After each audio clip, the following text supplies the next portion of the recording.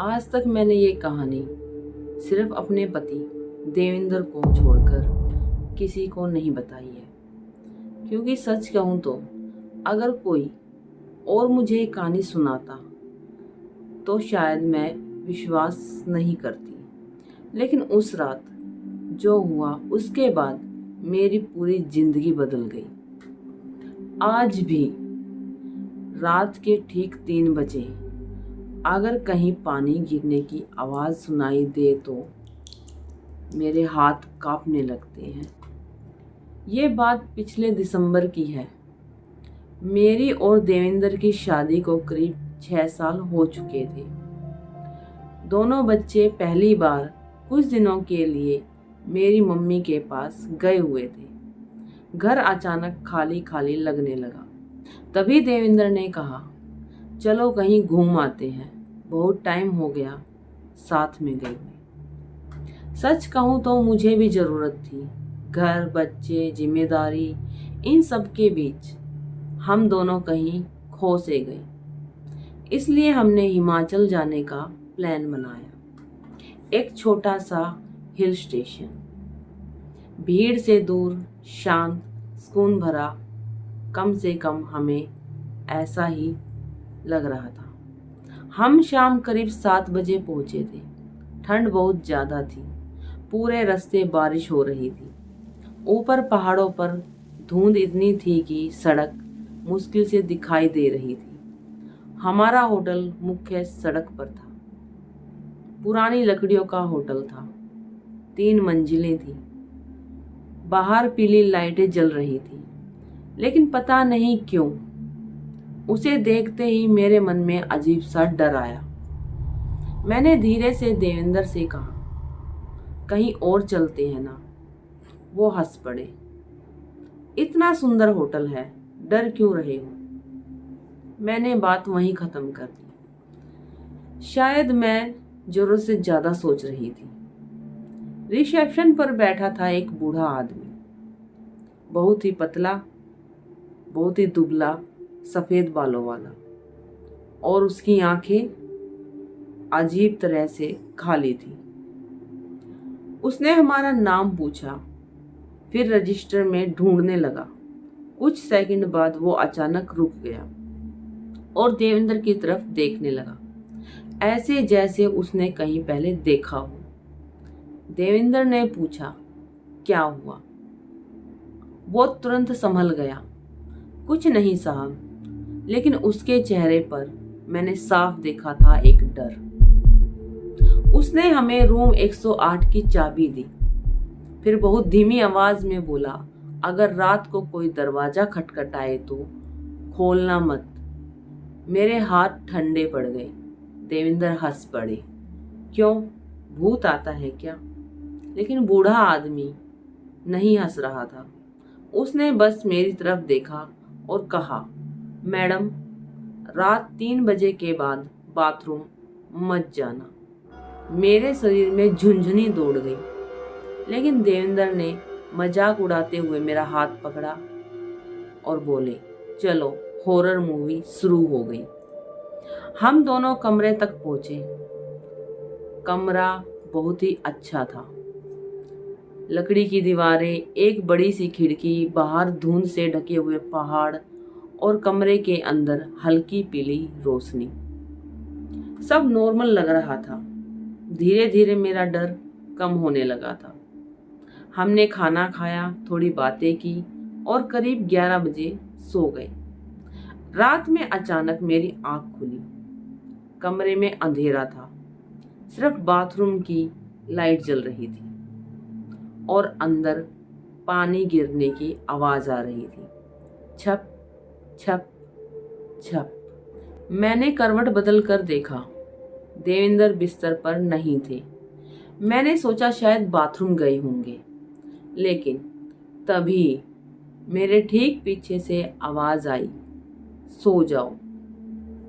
मेरी सांस रुक गई, क्योंकि देवेंद्र मेरे बगल में ही लेटे हुए थे। मैंने कांपते हुए उनकी तरफ देखा। वो मेरी तरफ पीठ कर कर लेटे हुए थे। लेकिन बाथरूम में से अभी भी पानी की आवाज आ रही थी। मेरे पूरे शरीर में डर दौड़ गया।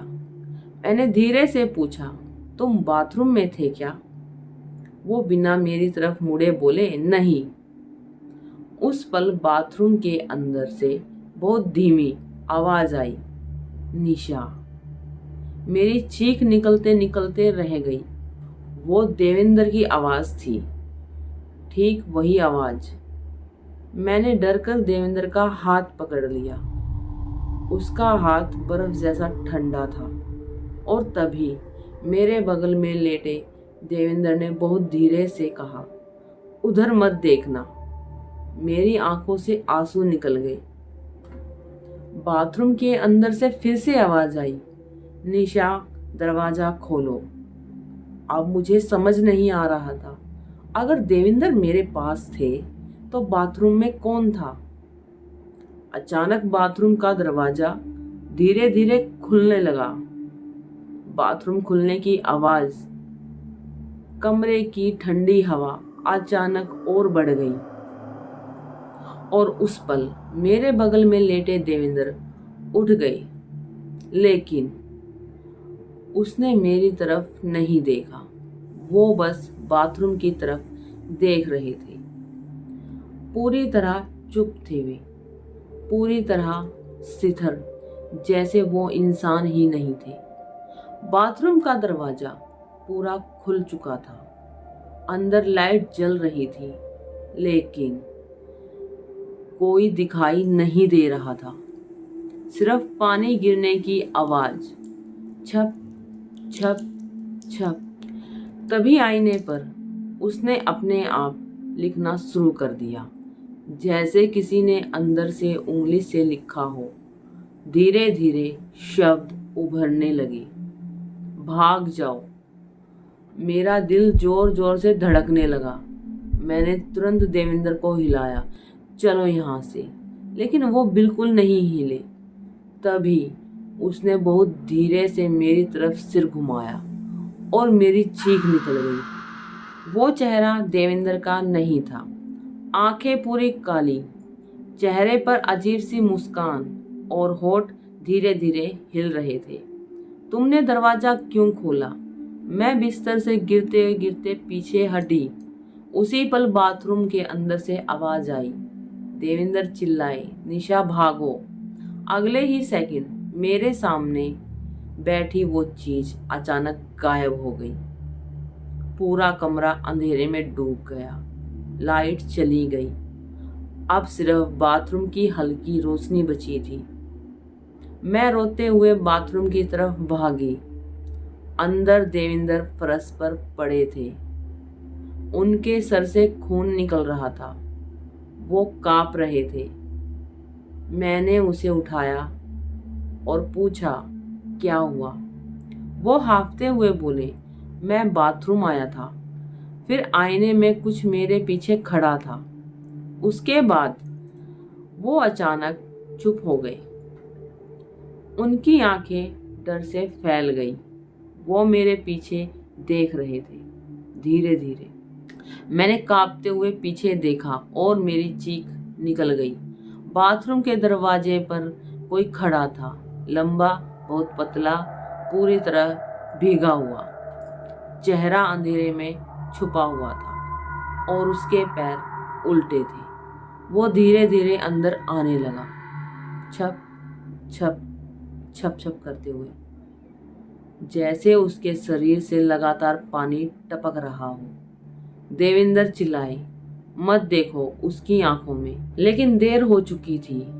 उसने धीरे धीरे अपना चेहरा ऊपर उठाया और मैं जम गई, क्योंकि उसका चेहरा बिल्कुल मेरे जैसा था।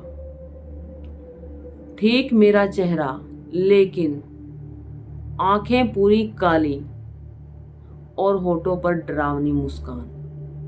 वो धीरे से बोली, अब तुम यहीं रहोगी। अचानक कमरे का दरवाजा अपने आप बंद हो गया, धड़ाम। मैं और देवेंद्र दोनों चीख पड़े। वो चीज बिल्कुल हमारे करीब थी, इतने करीब कि उसकी सड़ी हुई बदबू सांसों में महसूस हो रही थी। तभी नीचे रिसेप्शन की घंटी जोर जोर से बजने लगी, टन टन टन। और उसी पल वो चीज अचानक रुक गई, जैसे किसी ने उसे रोक दिया हो। फिर धीरे धीरे पीछे हटने लगी और अगले ही सेकंड में गायब हो गई। पूरा कमरा शांत हो गया, बस हमारी सांसों की आवाज बची थी। हम दोनों तुरंत नीचे भागे। रिसेप्शन खाली था, लेकिन काउंटर पर एक पुरानी फोटो रखी थी। मैंने कांपते हुए फोटो उठाई और मेरे हाथों से फोटो गिर गई। उसमें एक कपल खड़ा था और वो लड़की बिल्कुल मेरी तरह दिख रही थी। हाँ, ठीक मेरी तरह। पीछे तारीख लिखी थी 1998। देवेंद्र ने धीरे से पूछा, ये कौन है? तभी पीछे से बूढ़े की आवाज आई, वो भी अपने पति के साथ यहाँ घूमने आई थी। हम दोनों पलटे। वो आदमी अंधेरे में खड़ा था, उसकी आंखों में डर था। वो बोला, रूम 108 में जिसने भी रात बिताई उसकी पत्नी कभी वापस नहीं गई। मेरी सांस अटक गई। क्या मतलब है तुम्हारा? उसने कांपती आवाज में कहा, 20 साल पहले उस कमरे में एक औरत ने आत्महत्या की थी। उसका पति उसे छोड़कर किसी और के साथ चला गया था। तब से वो हर मैरिड औरत को अपने साथ रखना चाहती है। उसी पल ऊपरी तीसरी मंजिल से किसी औरत के रोने की आवाज आने लगी, धीमी, बहुत दर्द भरी। और फिर मेरे कान के बिल्कुल पास कोई फुसफुसाया। निशा, मैं डर के मारे जम गई, क्योंकि इस बार आवाज ऊपर से नहीं, मेरे पीछे से आई थी। अगर आपको ये वीडियो पसंद आई तो वीडियो को लाइक करें, शेयर करें और सब्सक्राइब जरूर करना। नमस्ते।